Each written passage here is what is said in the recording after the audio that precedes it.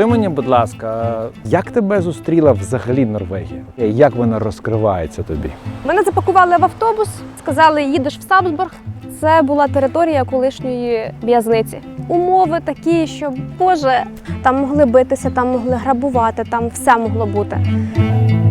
От в них тут країна вільна до сексу. Натяк лише на те, типу, що він хоче тебе як жінку, типу, на одну ніч. Все. Що таке кажуть? Не согласна, ні. Серйозно?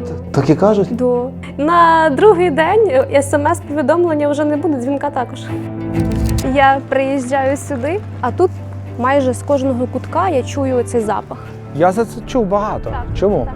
А в мене були такі історії, все, це капець, це трагедія, ми не виживемо.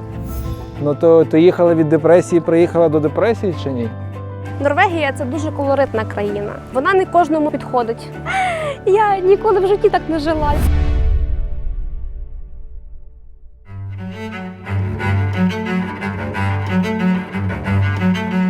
Норвегія – це країна фьордів, вікінгів та фантастичних пейзажів. Сонце тут може не заходити влітку і не з'являтися взимку. В Норвегії більше електромобілів, ніж у будь-якій іншій країні Європи. Вона не входить до ЄС, але має один з найвищих рівнів життя у світі – безкоштовну освіту, високі зарплати та природу, яка виглядає ніби з іншої планети. Але чи знаєте ви, що ця країна також стала новим домом для понад 65 тисяч українських біженців? А для країни з населенням 5,5 мільйонів це дуже значна цифра. І сьогодні ми разом з вами дізнаємось історію Ксюші, українки, яка залишила рідну Хмельниччину та вирушила в невідомість у пошуках безпеки та нового майбутнього. Зараз дівчина проживає в місті Осло, працює у дитячому садочку, вивчає норвезьку мову та інтегрується в цю північну культуру. Вона розкаже, як живуть українці в Норвегії, як норвежці зустрічають наших, з якими труднощами вони стикаються та чи справді ця країна така комфортна для життя, як здається на перший погляд. Це експати Осло. Приємного перегляду!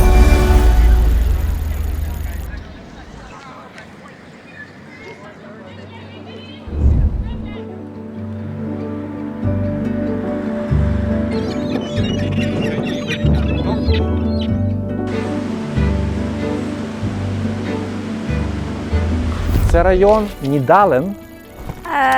Так, переважно його називають Нідален, але взагалі, якщо бути точним, то ця вся площа належить до Сагене.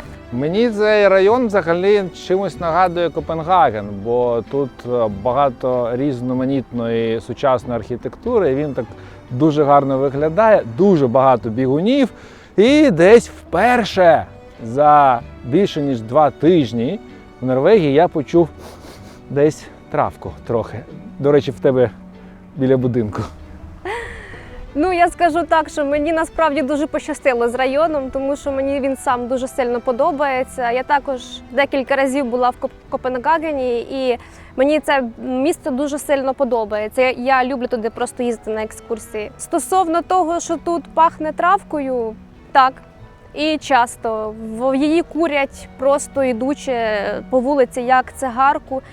Наркотики тут, а саме марихуана, вона є легалізована. Так? Да, наскільки я знаю, так. Наркотики тут легше і простіше придбати, ніж алкоголь. Алкоголь дуже дорогий, а наркотики доступні. Особливо те, що попахувати. Ага. А як його придбати? Є у нас тут такий Микола. район, який називається Грьонленд. А на тому Грьонленді можна придбати будь-які наркотичні речовини. Там є люди, як їх правильно називають. Ділери. Там, дилери, так. Ви просто до них підходите і обмінюєтесь. То ти була там чи ні?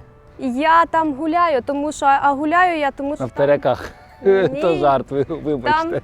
Там ринок просто, там ринок турецький, там дешевше купити овочі, фрукти і це все, що поїсти. Гренландський ринок, він найдешевший. І тому я раз на тиждень туди їжджу на закупки. Коли я туди приїжджаю, звичайно, я йду попри цей міст і бачу це все, а це все відкрито. Тобто ви йдете і ви просто розумієте те, що на ваших очах відбувається ось цей обмін. Ну, типу, гроші і щось дали в пакетику. Все. Або ж, наприклад, під мостиком собі сидить якийсь дядька обдовбаний, собі там покурює. Слухай, а чому турецький ринок? Що тут багато турків? Арабів багато. Я вчора знімав в Драмені, це хвилин 40 звідси. Та там норвегів відсотків 20-30, може максимум. А ви коли-небудь чули про таку національність, як курди? Так. Курди тепер розселені по всьому світу, і переважно вони емігрують з Туреччини, тому що вони не мають турецьких документів, вони не мають ніяких привілегій, їм важко працевлаштуватися, їх постійно принижують, ущемляють їхні права. А Норвегія, навпаки, допомагає їм адаптуватися, допомагає їм іммігруватися в це суспільство, тобто, щоб в них пройшла успішна адаптація, допомагає їм з освітою, виплачує їм кошти, абсолютно все. І тому їх тут дуже багато. Розкажи мені, будь ласка, чому саме Норвегія? Це буде смішно, але я з маличку, ще з маличку, це ще як росла на цих всяких різних фільмах, типу Ксени, типу Геркулеса. Я наслухана тоді була за вікінгів і за цю природу, за красу їхню дивовижну. І це була така маленька, мабуть, маленька мрія цю країну відвідати. А сталося так, що мені довелося поїхати. І коли я почала розуміти той факт, що мені потрібно їхати уже, тому що я вже психологічно не виношу даної ситуації, і в мене лише два шляхи: або змінити щось, або ж сісти на важкі антидепресанти, ну і покалічити собі життя і здоров'я відповідно. Перед тим, як я над цим задумалась, мені в Інстаграм запропонував дуже цікаву сторінку Бергену. Я кожного дня продивлялась їхні сторіс, їхні фото. І уявляла, як я там просто посеред цих кольорових будиночків на тій набережній просто п'ю каву. І коли я вже чітко прийняла рішення, я просто купила собі квиток в одну сторону, це був Берген. Я прилетіла в Берген. А вже з Бергену почалася вся далі моя історія.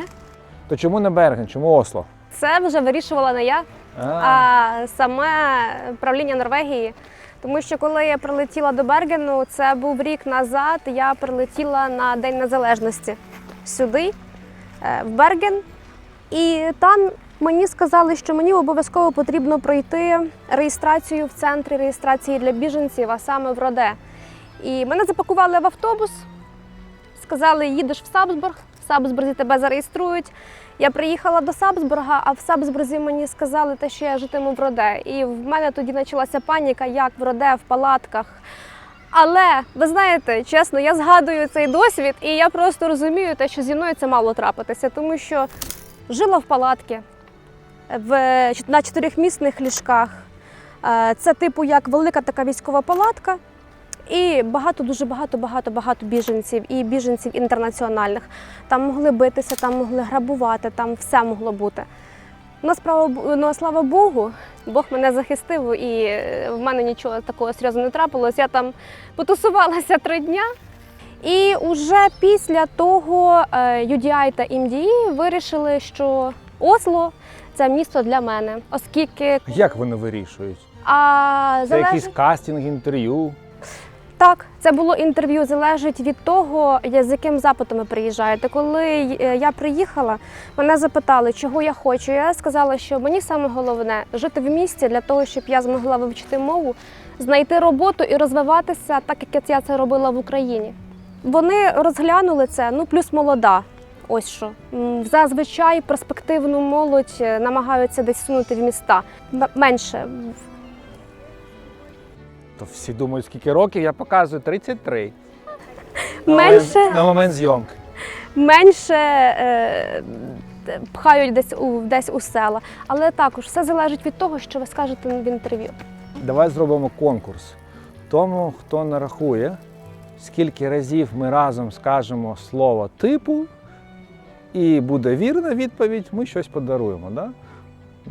Що не скажемо? Так, можете порахувати. Мені було цікаво, вчора я знімав, і коли українською розмовляєш, то в себе бачиш і в інших бачиш. Сидиш, типу, і знаєш і типу, да? Знаєш типу, дуже багато. Хто не рахує скільки разів, той не рахує. Насправді не буде конкурсу, просто цікаво, скільки разів ми скажемо за це відео слово типу і знаєш. Скажи мені, будь ласка, Як тебе зустріла взагалі Норвегія? Ти приїжджаєш, нова країна, ніколи не була, колись там фільми дивилися, реклама в інстаграмі, Берген, п'єш каву десь в Бергені. Приїжджаєш, як зустрічає Норвегія, як вона розкривається тобі? А в мене були такі історії, мій мозок мені видавав, наче все, це капець, це трагедія. Ми не виживемо, знаючи про Норвегію такі факти, що тут, наприклад, безпечно, там наркотиків там майже немає, скажімо так. Я приїжджаю сюди, а тут майже з кожного кутка я чую цей запах. Але це насправді, я почала його чути лише тут, в Осло. Мене насправді більше здивував мутак спеціальний для наркозалежних. Він знаходиться в центрі міста і трішки дивно, коли ви, наприклад, гуляєте містом, а там сидять люди, які вживають наркотики різного типу. То вони можуть навіть при вас, ви можете так от йти собі спокійно, може вийняти ось цей джгут, пережати собі руку і просто ширанутися. Оце для мене був великий шок. Це мене, мабуть, найбільше здивувало з того всього. Дивувало мене насправді багато чого. Навіть те, як вони снідають, у них дуже смішні сніданки норвежські. Типу, я не знаю, як вони живуть. Вони їдять хліб. Хліб може бути будь-який. Це може бути чорний, може бути білий. Переважно це білий. Вони мазають варення, а на варення вони ставлять їхній карамельний сир. Є такий гарний. Так. Норвегія – це дуже колоритна країна. Вона не кожному підходить. Вона, мабуть, сама для себе обирає людей. От когось вона зразу бере, і моє, а когось каже, іди звідси. І це переважно видно по людях, тому що хтось скаже, наприклад, мені не підходить клімат, мені погано, роботи не зможу знайти, наприклад. А мені підходить клімат. Тобі підходить? Так. Мені бракує сонця насправді, дуже бракує сонця. Я, скажімо так, уже і настільки онорвежилась, що я не соромлюся вже взяти собі якесь покривальце, розстелити його десь тут і просто лягти. І просто загорять. Я знаю те, що я не почую в свою сторону ніякого осуду, і ніхто мені нічого за це не скаже. Тому що вдома мені б сказали, що я ото-то. А тут я не соромлюся, я собі побачила сонечко, я можу собі прилягти, де моя душа забажає, і там загоряти.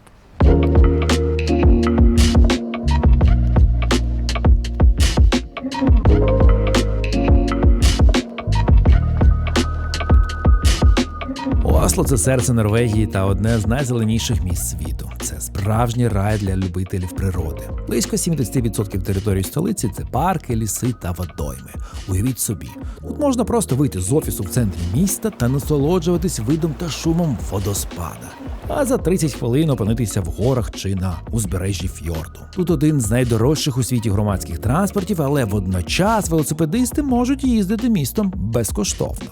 Осло – це місто, де минуле зустрічається з майбутнім.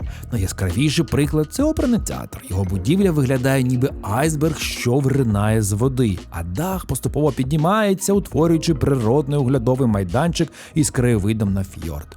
А ще прямо тут, в центрі міста, можна попаритися в лазні. Напроти оперу розташовані плавучі сауни, що стоять прямо на воді. Вони обігріваються дровами, і після гарячої парильні можна одразу пірнути в холодні води Ослофьорду. Так, це місто вміє дивувати.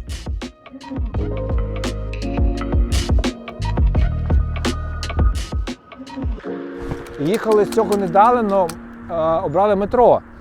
Я заходжу і не знаю, де і як купити собі квиток, бо там можна лише проїзний якийсь купити. І Ксюшка каже, що можна українцям майже всім транспортом в Осло користуватися безкоштовно з паспортом. Так? Так, за кордонним паспортом українця проїзд буде безкоштовний. А ще перед тим зайшли до Joy & Juice, щось таке, взяли матчу латте на овсяному молоці, чекали 15 хвилин, щоб його приготували, тому що вони зовсім нікуди не поспішають. Так, в них робота ось так, іке-стрес. Іке-стрес – це без стресу, нікуди не поспішаєш, ти працюєш в такому повільному темпі, як комфортно тобі. А клієнт, він може зачекати. Ну, типу, вони не люблять оцеї бігатні, спішки, такого всього. Це не про них. В них все, тільки стрес. То давай поговоримо, як кажуть в Дніпрі, за норвезький менталітет. О, норвежці, вони дуже відрізняються від нас. А чим відрізняються? Тим, що мені здається, що вони більше цінують прості речі, ніж ми. Наприклад, Норвегія – це ж північна країна, і відомо те, що вона славиться своїм холодом, високим рівнем опадів. Хто не знає про цю країну, думає, що тут постійно мете снігом, 24/7 мороз, постійно лиє дощ і тому подібне. Ні, тут буває сонце. Коли тут виходить сонечко, навіть якщо воно виходить на 15 хвилин, я обожнюю цих людей за те, що вони просто йдуть по вулиці і ось так, вони приймають це сонячне проміння на себе, ловлять цей вітамін Д. І байдуже, де їм присісти.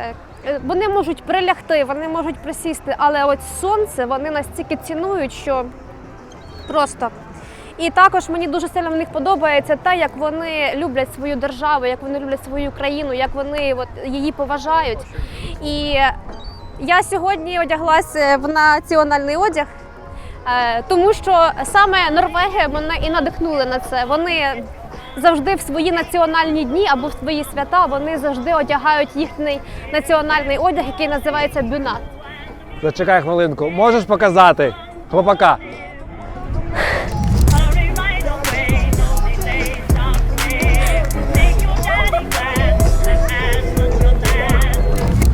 Це норвежець, і він задоволений, напевно, життям, або тим, що сонце нарешті вийшло, так, або тому, що це останні дні літа. Можливо, не знаю так. чого. Але сьогодні неділя, і він, напевно, не типовий норвежець, бо прям танцює і танцює. Норвежці насправді дуже добрі люди, і вони з повагою ставляться до всіх національностей. Наприклад, якщо наші люблять когось висміяти, обізвати останніми словами, то норвежець собі такого не дозволить. Він з повагою ставиться до національностей, до кольору шкіри, навіть до мови. І ніколи він не осудить. Але з першого погляду вони, здається, наче вони холодні. У них завжди такий, серйозний вираз обличчя, він наче холодний, наче відштовхує. Насправді, якщо з ними ближче трошки знайомитися, вони гарячі ось всередині. Вони дійсно люблять людей, хоча вони інтровертовані. Дуже багато норвезьких чоловіків одружені на дівчатах з Таїланду. Я за це чув багато. Так, чому? Так. Подобається вони їм, не знаю чому так. А ось норвежки, які народжуються світлим волоссям, вони люблять його ще дофарбувати, щоб бути прям такими молочними. В основному це молодь, тому що старші, вони поважають свої зміни в своїй зовнішності. Наприклад, українку можна побачити здалеку, в неї завжди буде доглянуте волосся, красиве, гарно вкладене, пофарбоване. Якщо в норвежки з'явиться один сивий волос, вона не побіжить в перукарню виправляти це. Вона з повагою до себе поставиться, з любов'ю. От в неї сталися такі вікові зміни, в неї з'явилася сивина. Вона не буде його приховувати. До речі, ти мені казала, що манікюр скільки коштує? 1300 крон. $130. Так. Найдорожче це оце от якось там. Шугарінг. Епіляція. Епіляція скільки? В залежності від зон. Так, але якщо, наприклад, абсолютно все, а це буде приблизно 2500 крон. Це якщо в салоні. $250. Це якщо в салоні. Так. А в основному ми шукаємо собі на дому і наших українок, тому що вони найкращі в своїй роботі. Ми з тобою закінчимо, і я знімаю відео з Дашею. Вона якраз тут відкрила салон і Lashmaker, здається, що щось таке. З України також дівчина, і якщо цікаво, як тут що і відкривати своє, і щоб було воно в плюс, то дивіться наступний випуск. А ми давай з тобою проговоримо, що тут дають українців. Я зрозумів, що транспорт може бути безкоштовний в Осло, але лише в Осло, не у всіх містах. Декому в залежності від віку можуть давати можливість навчатися і за це, що сплачують 17 тисяч крон, це десь 1700 доларів. І що ще? Так, також українці можуть отримувати соціальний пакет їжі, який надається безкоштовно, надається він від служби Червоного Хресту, а також їм надається одяг. Також безкоштовний. Всім, хто потребує, надають.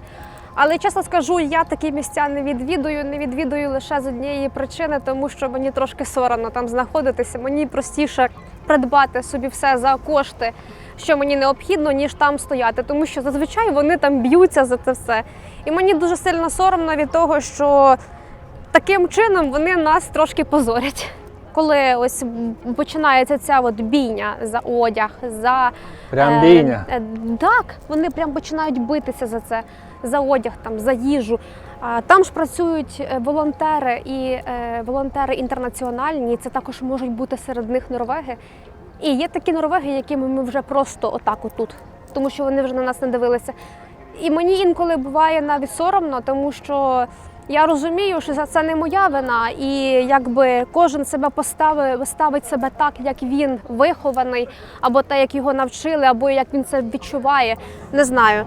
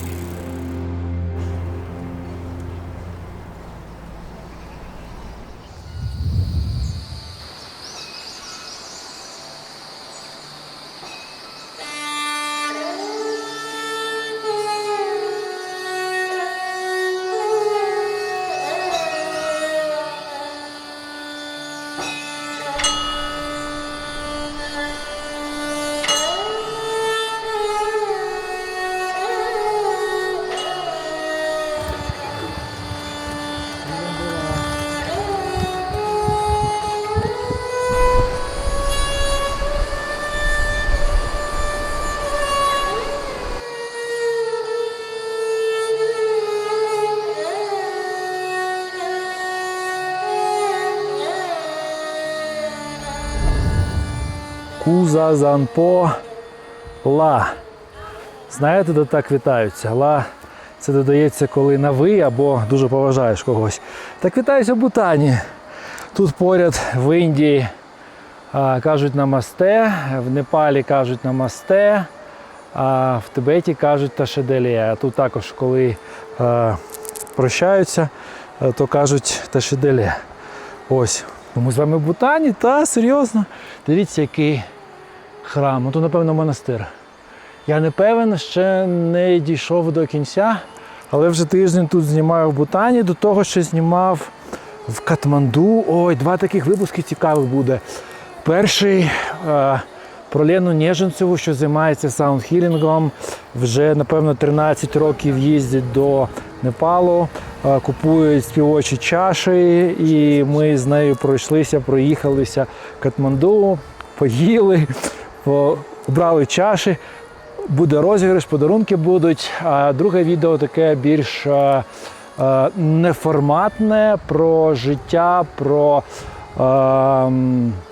духовність, про баланс між матеріальним та духовним світом. Ну, коротше, я його, щоб буду монтувати, ще вирішую, як його робити. До речі, тут річка тече, і ми з вами на висоті десь біля 3000 метрів зараз. Угу. Взагалі в Бутані проживає біля 700 тисяч людей, всі буддісти, і всі, напевно, дуже щасливі. Ну так, напевно, буде не та приставка. Треба сказати, що я коли сюди їхав знімати, то я думав, чи насправді вони щасливі, чи немає цієї фейковості, а вони і справді щасливі, знаєте? Знімаючи тут місцевих, бо експатів майже немає, ну сьогодні зустрів швейцарця, що живе тут з 1973 року, одружений на місцевій жінці, то зрозумів, що вони дійсно щасливі, і це той самий момент, коли люди навчилися, або навіть не навчилися, вони з дитинства дякують життю за те, що мають сьогодні і живуть в зараз. І коли ти живеш, напевно, ось так от без минулого, без майбутнього в зараз, розуміючи, що всі твої слова, всі твої думки, все, що ти робиш, впливає на тебе зараз, на твою родину і на весь всесвіт, і на твої майбутні наступні покоління, наступні життя.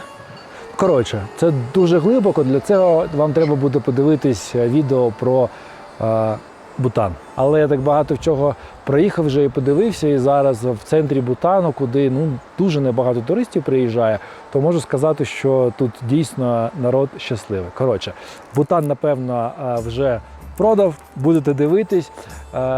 Непал, напевно, також. І зараз хочу розказати, що, по-перше, хотів би, звичайно ж, подякувати Ксюшці за це відео, за Норвегію. Мені дуже сподобалась Норвегія. Влітку їду, хочу зняти документальний фільм про місцевих, про північ Норвегії, як люди живуть взимку, коли зовсім немає сонця, і як люди живуть влітку, коли зовсім немає ночі. Як це впливає на психіку, який побут, які традиції. Думаю, що також буде цікаво. І ще хотів сказати, що в червні ми розпочинаємо новий потік навчання на курсі з комплексного інтернет-маркетингу в школі цифрових навичок Пара. То якщо ви хочете подорожувати, працювати з будь-якої точки світу, розвивати свій власний бізнес або працювати на когось, розібратися в всьому, що стосується інтернет-маркетингу, це SMM, SEO-оптимізація, контекстна реклама, аналітика, email-маркетинг, контент-маркетинг, багато всього, то приходьте до нас в школу цифрових навичок Пара. На протязі 6 місяців будемо з вами зустрічатися двічі на тиждень, 1,5-2 години лекцій, вживу, відповідаємо на ваші запитання до тих пір, поки кожен не зрозуміє, що навчався, а ми вже навчили близько 4 тисяч чоловік. 2020 року, це вже буде 18-й потік, ми вже навчили більше 4 тисяч чоловік з усього світу. Так ось, завжди відповідаємо на всі питання. Навіть ось зараз хлопак писав, в нього там якийсь кабінет в Фейсбуці заблокували з 3-го потоку, це 21-й рік. І ми йому, звичайно, відповіли і допомогли. То відповідаємо на всі запитання, доки не зрозумієте, є домашні завдання, які перевіряємо. Коротше кажучи, це те, що вам треба для того, щоб розібратися, освоїти нову професію та працювати на себе з будь-якої точки світу або на когось. Також, де ви захочете, там ви будете працювати. Скажіть, що ви від Андрія, і вам зроблять додаткову знижку. Всі деталі є в описі до цього відео.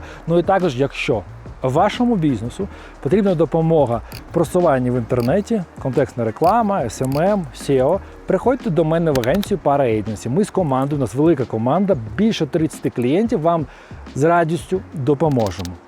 Всі деталі, як завжди, є в описі до цього відео. І приємного перегляду далі. І якщо ви не підписані, то виправте це зараз. І якщо ви дивитесь телевізор, а у вас таких більше половини, то поставте відео на паузу, перейдіть з телефону, поставте лайк, будь ласка, підпишіться та напишіть якісь коментарі, що подобається, що не подобається. І взагалі я обов'язково їх прочту. Все.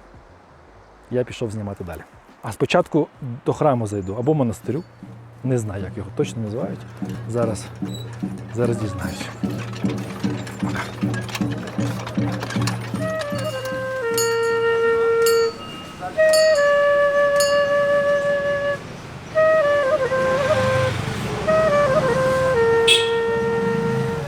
Школа цифрових навичок Пара. Давай розберемося разом. Скажи мені, будь ласка, як інші біженці в цих мутфаках, чи як він називається? Мутак. Мутак. Мутфак – це турецька кухня, до речі. Мутак.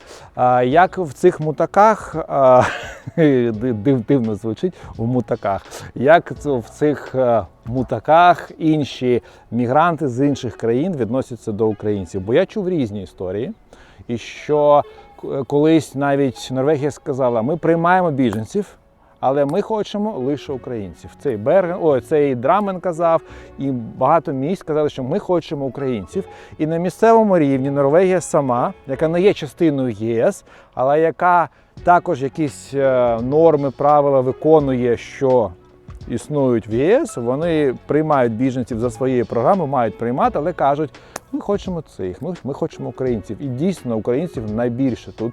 Десь близько 100 тисяч українців точно є в Норвегії. І багато хто з інших країн, м'яко так скажемо, дуже обурені. Так, це Як правда. це відчувається? Насправді, мій мутак був дуже хорошим. Хоча в нас були умови такі, що, Боже, я ніколи в житті так не жила, як я там жила. Це було просто настільки колоритно. Мене навіть бракує слів описати дану картину. Це була територія колишньої в'язниці. Тобто це була в'язниця. І там зробили мутак інтернаціональний, і нас жило близько 12 національностей. Були різні ситуації, хтось конфліктував, хтось ні. Але так сталося, що я навіть менше спілкувалася з нашими і більше спілкувалася з іноземцями. Але сам мутак, хоч і він був в селі, і там не було якихось розваг. У нас одна розвага – це бібліотека, в якій був більярд, і магазин Ківі. Все. Далі ліс, озеро, та й ти там десь.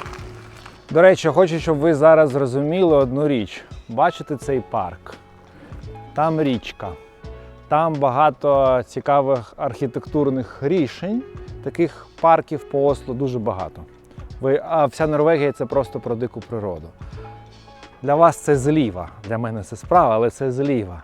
А ось тут справа живе наша пані Оксана.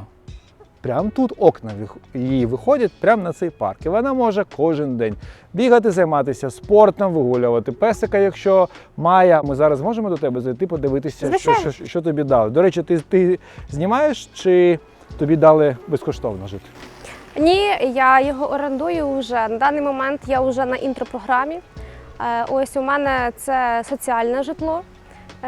Але якщо, наприклад, орендувати його, вже бути повністю соціально забезпеченим, мати роботу, то квартира в такому будинку буде вартувати не менше 1000 євро. Що тут багато наших? Я бачу навіть так. машини наші, так? Так. Ось цей будинок, тут переважно живуть одні українці. Та наші номери SE 0410, далі казати не буду. Щось привезли, напевно, так? Так, тут багато наших українців на власних авто. Ось знову автомобіль з українськими номерами. Так, це київська машина, Так. ось київська машина. Ну, тут бачу, Є. так, наші є. Жіночка. Вам допомогти? Добрий день. Так. Вітанечка. Що вам тут подобається? Так. Так, в цьому будинку? Так. Я Андрій. Інна. Приємно. Дуже приємно. Куди їдемо? На пікнік? Передачу. В Київ. На все добре. Гарного дня. То ви спілкуєтесь чи ні тут? Разом? А я не всіх тут знаю, якщо чесно. Спілкуюся з тими, кого знаю, кого не знаю, теж спілкуюся. Ну, переважно я всіма вітаюся. Кого бачу, я з всіма вітаюся. Я так зрозумів, що в Норвегії так само, як і в Польщі, Швеції, Іспанії, Туреччині, Болгарії.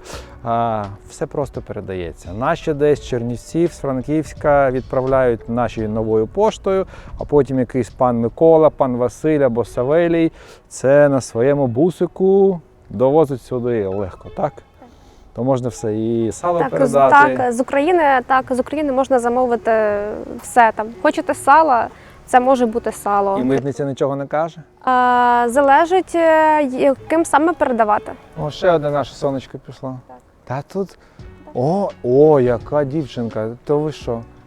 Разом вдягалися? Так, мабуть. Ліза, Ми- добрий день. Привіт. Куди зібралися?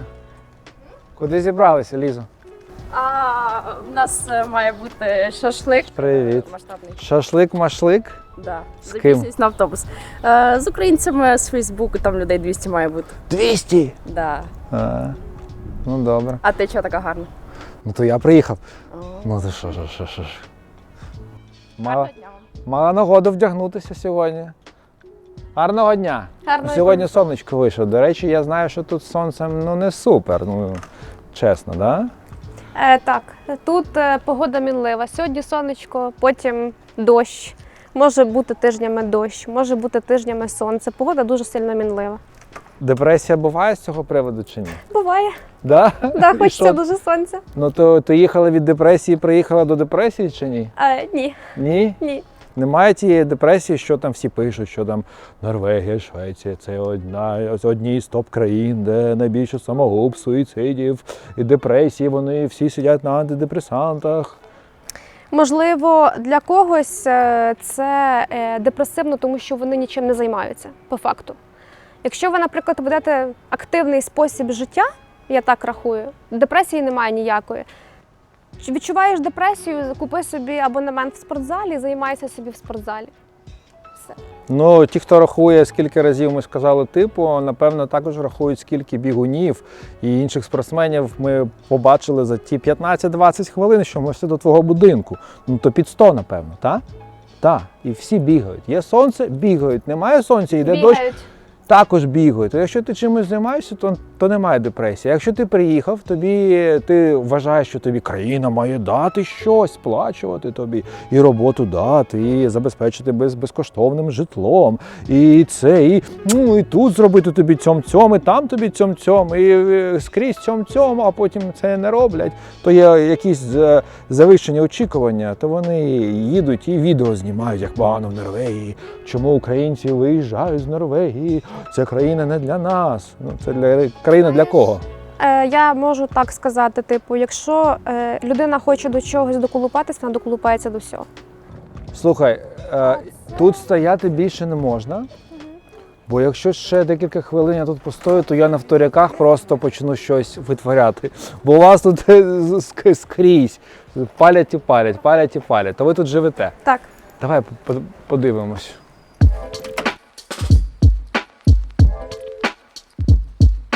По поштових скриньках можна зрозуміти той факт, що проживають тут лише одні українці, за виключенням того, що також тут і живуть і норвеги. Наприклад, ось 518-та живе норвег. 508. Так, 508 і також 311-та, тут немає наліпки, тут живе також норвежка А Катя. чого норвеги тут живуть? Це соціальне житло. У них воно може бути викуплене.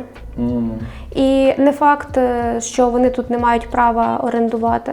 Типу, якби нам надали житло, але також норвеги тут мають також право жити. Слухай, а кому взагалі належить те житло, де ти живеш та інші українці тут? До компанії Болібік.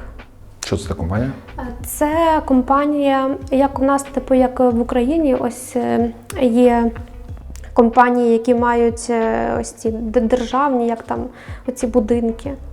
Як це комунальне житло. От як, Комунальне так, житло. так. Так, ну прізвища перераховувати не будемо, здавати всіх не будемо, хто тут є, але пам'ятка щодо психічного здоров'я. Діліться своїми переживаннями, ми зараз це ми робимо з тобою. Поговоріть з кимось, це робимо, кому ви довіряєте. Ти мені довіряєш? Звичайно. Серйозно? А чому ні? Ну, знаємо з тобою, знаємося там десь годину, може. Ну, ми спілкувалися там декілька місяців, але ж звертайтесь по допомогу якомога раніше. Виявляйте доброзичливість до себе та інших якомога частіше. Пункту 3 не вистачає багатьом, дуже багатьом. Доброзичливість до себе. Звикайте висловлювати свої думки і виражати почуття. Присвячуйте час тому, що важливо для вас. Приділяйте час тим, хто важливий для вас. Пам'ятайте, що невдалі дні важливі для вашого розвитку. Ну, так і є, звичайно. Хтось попрацював нормально. Не приймайте негаразди та невдачі близько до серця. Це важко. Будьте активні кожного дня. Дуже, дуже важливо, дійсно. Хороший нічний сон є запорукою вашого здоров'я. Про секс нічого немає взагалі. Чого? Так, можливо, він і відноситься до пункту 10. А він просто такий, з хитринкою, завуальований. Так, і ще у вас здорові звички, що сприяють психічному здоров'ю на робочому місці. Чого це тут? Це взагалі пам'ятка типу для українців, тому що Норвегія взагалі та країна, яка піклується про ментальне здоров'я своїх громадян. І неважливо, це мігранти, які сюди приїхали, чи люди, які тут живуть. В зв'язку з тим, що в Україні в нас зараз на даний момент війна, Норвегія ж розуміє той факт, що ми сюди приїжджаємо з якимись ментальними порушеннями, з депресивними, так? І тому ось це спосіб життя кожного норвежця. Норвеги живуть саме ось так. То вони хочуть просто, щоб люди, що приїжджають, мали більш-менш нормальний, здоровий емоційний стан, Так. щоб вони не змінили середню температуру по країні. Так, Так? так, так. Бо Тому що- коли нас же багато тут, тут же живе 5,5 мільйонів десь. І вже українців 100 тисяч. І хто з нас скільки буде, чи хтось поїде, чи залишиться. Не знаю. Добре, давай пройдемо, подивимося, що там в тебе і як. Скільки цьому будинку років? Наскільки я пам'ятаю, якщо мені пам'ять не підводить, то він був побудований в 1980-му. О, то він на рік старше за мене.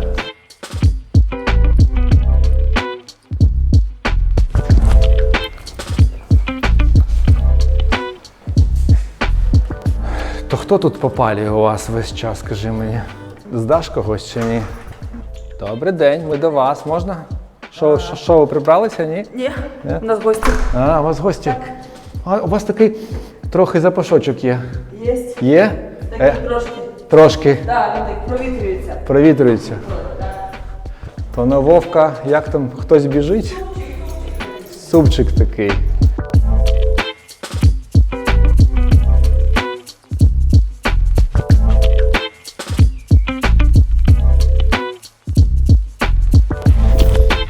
Скільки в тебе тут квадратних метрів? 33.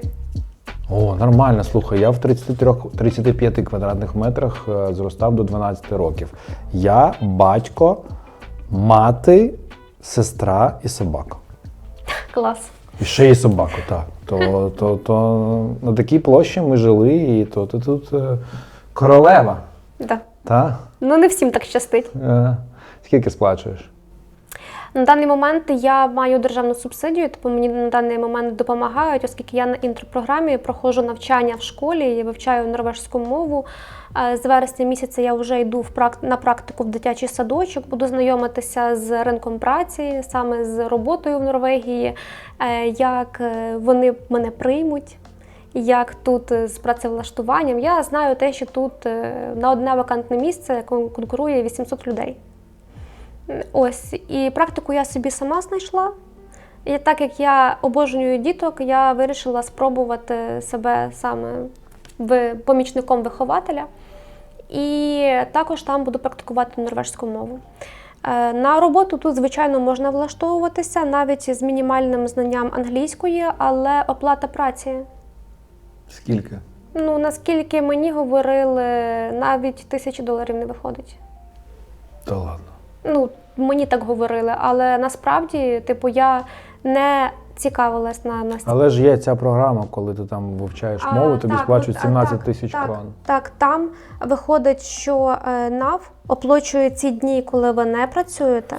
Тому якщо людина, яка добросовісна, яка хоче, наприклад, щоб в неї все складалося добре і все було по закону, вона може, наприклад, піти до свого куратора і сказати так, от я, наприклад, знайшла роботу. Працювати я буду от такі-такі-то дні. Тоді робиться перерахунок. Типу, я отримую заробітну плату, якусь частку, і я отримую кошти стосовно інтропрограми. Чому не виходить більше? Наприклад, ось це житло, якщо його оплачувати без субсидій, воно буде коштувати до €1000. Нормально, слухай, нормальний район, гарний краєвид, парк, Так, але- річка, 33 квадратних метри. Ну, а якщо з субсидіями, що ти маєш, скільки воно тобі? 5000 крон, 500 баксів. так. А взагалі скільки тобі треба, враховуючи ці 500 баксів на життя в місяць тут? Якщо, наприклад, враховувати той факт, жити так, як я жила, наприклад, вдома, і ні в чому собі не відмовляти, наприклад, я порахувала, мені потрібно тут заробляти не менше €4000 для того, щоб покрити всі свої потреби. А скільки вдома треба було?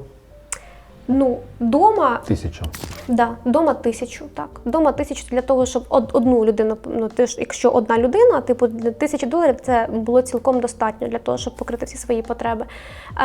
Тут доводиться багато на чому економити. Наприклад, я дівчинка, я звикла в Україні ходити в сферу б'юті-індустрії, де платиш гроші, і тобі роблять все, роблять з тебе конфетку, ти виходиш і сіяєш. Тут чоловіки ж так само дивляться на таких. Вони ж в голову не можуть відвернути, коли йде ось така от красива дівчина, все, і намакіяжена, і ухожена, і ще коли дорогим парфумом пахне. Тут ідентично все те саме. Але тут доводиться вже щось робити самій, тому що це, наприклад, дорого. Ну, типу, багато чого я вже навчилася робити сама, я вже думаю, о, поїду в Україну, піду вже на курси, вже буду знати, вже в мене є план. Якщо вже таке питання затронули, як тут з чоловіками? Знайомляться в Тіндері, в інтернеті чи на вулиці також можуть там? Зі мною знайомляться на вулиці. Да? Так. Бо ти з України? Не знаю, можливо, я якось їх притягую сама, я не знаю. Ну просто підходять на вулиці і просто знайомляться. Що кажуть? Привіт. Просто. Українською одразу? Ні, Ні? Англійською. Hi, Да. hello, hey. Що вони кажуть? Hey. Ну, наприклад, я там іду, мені там говорять, типу, hello, how are you? А ти що відповідаєш? Я говорю, типу, I'm fine, are you? І все. Норвежці, вони дуже сильно лякливі. Вони бояться стосунків, як Манни Небесної. Для них ось ці вільні відносини, або ж, наприклад, секс на одну ніч, для них це норма. Це що для жінок, що для чоловіків. Це в нас вдома не є нормою. Типу, в нас дівчата такі, що... Ну так, якщо що, то піві одразу. Ну, типу, Ти що? Як це так? Чоловік Типу, нормально, а якщо тут... жінка, то одразу буде, що, можна? А тут все навпаки. Тут все навпаки. Норвежці, вони хочуть отак от, щоб не було до них ніяких претензій. От. Ти согласна на це? Окей. Що, так і кажуть? Не согласна? Ні. Серйозно? Да. Так і кажуть? Да. А як це? Ну, мені просто цікаво, дійсно. Я... Ну, от, наприклад, ви спілкуєтесь, він Так. запрошує на каву. Так? Я погоджуюсь, іду з ним на каву. Так. Ми там А хто сплачує за каву? Він. Точно? Так. Ну, хоч щось Ну, проінвестував. наприклад, в мене були такі випадки, коли за мене завжди платили. Так. І навіть деякі жінки норвежки дивувалися тому, що за мене сплачується рахунок. Угу. Я не знаю, можливо, через те, що я з України. Я не знаю. Можливо так, а можливо вони бояться типу, проявити якусь оцю свою сущність, типу, що 50/50, типу, зараз спригне. А є ж така сущність, так? Да. То, в Швеції там 100%. Ну, у мене, 50 на наприклад, 50. Навіть якщо ви одружені, 50 на 50. І це норма, це просто норма. А тут? У мене в знайомій була така історія. Да? Так. Їй довелося заплатити за себе також. За обід. За обід. Так. Нормально, ну чого? Ну це Норвегія. Так що, ви йдете на каву, а потім що? Ну, типу, ми гуляємо, там знайомимося, і потім до мене звучить питання, типу, я б хотів би з тобою познайомитися ближче. А я, типу, говорю, наскільки ближче? Ну, а ти що не знаєш, як чоловік з дівчиною знайомиться, з жінкою знайомиться? Я кажу, ні. Як ти не знаєш? Я кажу, ну я ще маленька, мене такого не вчили. І все. І все. На другий день смс-повідомлення вже не буде, дзвінка також. То це one night stand такий. Ну, мені казала дівчина, що я знімав в Сандефьорді, коли ми закінчили, це Катя, до речі, Катя, вітанечка тобі, якщо дивишся. Потім ми вже закінчили, йдемо, вона нас наздоганяє, каже, взагалі, я щось там спитав, що тут з чоловіками в неї також, не на камеру, вона каже, ви маєте зрозуміти, в Норвегії до сексу ставляться зовсім по-іншому, ніж в Україні. Так. Це, кажуть, для них це не ті відносини, як у нас. Бо у нас ці відносини, ну, мені 43, можливо, це мій generation так було, моє покоління, а тут по-іншому. Справа в тому, що норвежки і норвежці, типу чоловіки і жінки, вони більше спрямовують свою молодість на побудову кар'єри. Вони купують житло, вони беруть ось ці кредитні іпотеки, вони їх оплачують. І типу в них оці стосунки, ну їм цього не потрібно. І тому їх влаштовує той факт. От в них тут країна вільна до сексу. Ось. І йому не важливо, там, якої національності там, той. Він просто це питання задає. Він не говорить відкрито, там, наприклад, я там хочу там, з тобою ще щось. Він просто говорить, я хочу з тобою познайомитися ближче. А рішення твоє, ти або говориш так, або ні. Але коли людина це вже говорить, це означає типу натяк лише на те, типу, що він хоче тебе як жінку, типу, на одну ніч. Все. Типу, можливо, буде продовження. Це якщо йому сподобається. Я тут зрозумів, що композиція не супер, бо камера моя лежить. Це, до речі, Lumix GH6, моя основна камера, вже 2 роки. До цього я знімав на Lumix GH5, в мене їх 4, до речі, скоро буду продавати. І ці шостки, яких в мене також 2, оця камера, ота камера, також, напевно, скоро зміню, бо в Lumix вийшла нова камера, нарешті, Lumix GH7, скоро приїдуть до України, заберу собі. То наступні випуски з Чехії, Стамбулу, Індії, Гонконгу та інших країн ви вже будете дивитись знятих на Lumix GH7. Це не інтеграція, це просто подяка Lumix, з яким я вже, 7-й рік. 7-й рік знімаю на Lumix, і якщо вам подобається картинка, ну, то це не тільки завдяки, звичайно, Lumix, а також завдяки тому, що ми гарно знімаємо і гарно монтуємо. І також, якщо ви збираєтесь до Норвегії, Швеції, в Польщі або просто на відпочинок і шукаєте вигідні авіаквитки, то заходьте на TripMedRin, вбиваєте звідки, куди, свої дати, знаходьте, обирайте серед всіх авіакомпаній онлайн-продавців, ви обираєте той, що вам підходить найбільше, сплачуйте і подорожуйте, не переплачуйте за авіаквитки. Також, якщо вам потрібна допомога, якщо ви біженець або переселенець вимушений, або шукаєте, де подорожувати Україною або світом, заходьте до нашого телеграм-каналу. У нас там 120 чимось тисяч. Ми кожен день даємо свіжі новини, поради, що де подивитись, поїхати. Коротше кажучи, TripMedRin – це те місце, де треба починати свої подорожі.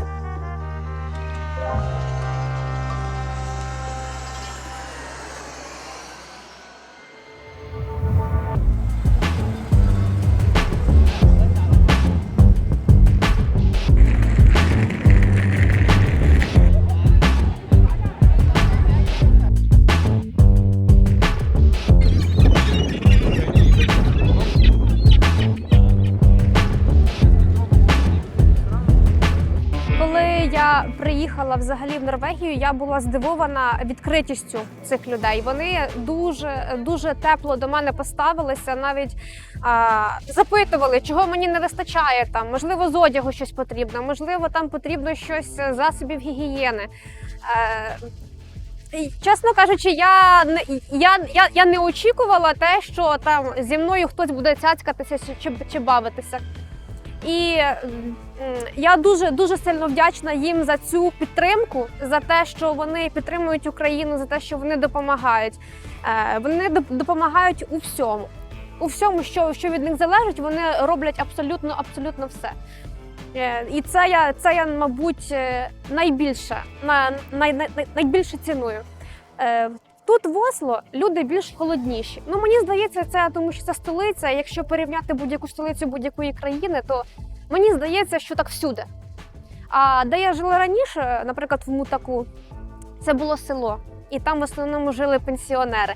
Але я не уявляю собі пенсіонерів таких поганих. Ну ні, вони, звісно, є з таким своїм своєрідним характером деякі.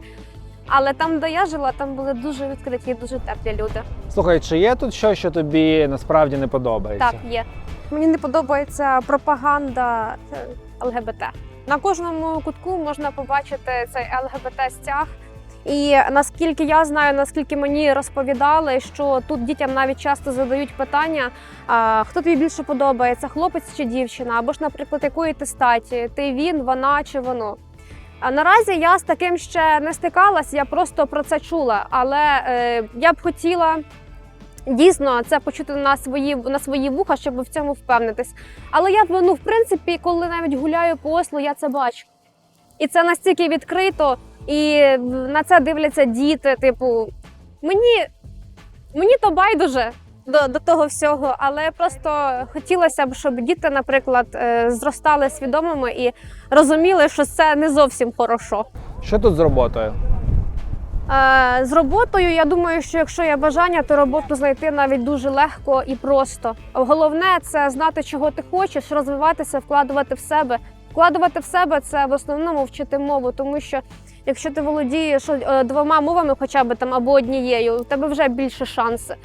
Можна влаштуватись на роботу, знаючи лише англійську.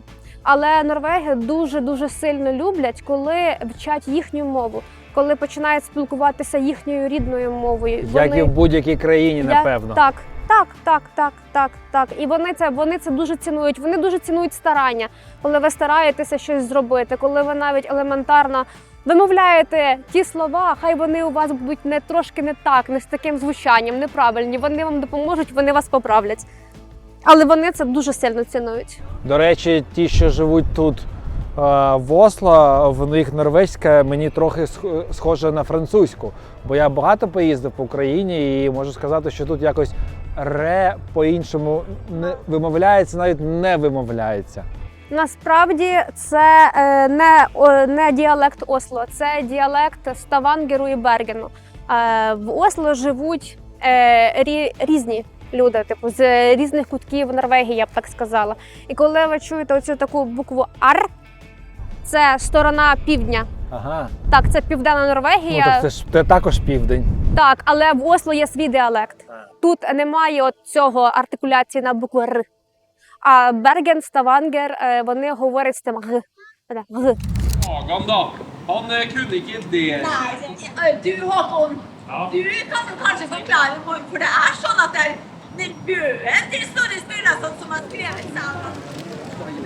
Добре, настав той час, коли вам треба написати в коментарі, чи сподобалось, чи ні, а також скільки разів типу ви нарахували. Я думаю, більше ніж 50 точно. То напишіть, будь ласка, чи рахували, чи ні, як вам сподобався цей випуск, і як вам взагалі Норвегія. Бо скажу відверто, мені Норвегія дуже до вподоби. Напевно, десь в минулому житті я точно був, в тому числі скандинавом.